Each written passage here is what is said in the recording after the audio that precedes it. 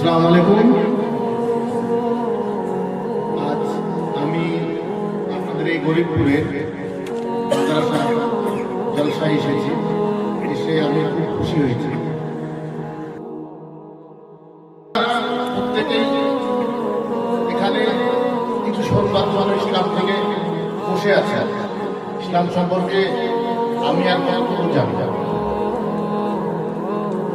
আজকে প্রত্যেককে আপনারা এখানে যারা বসে আছেন তাদের প্রত্যেককে আমার সালাম। নবাগত যারা হাফেজ হলো তাদেরকে আমার সালাম।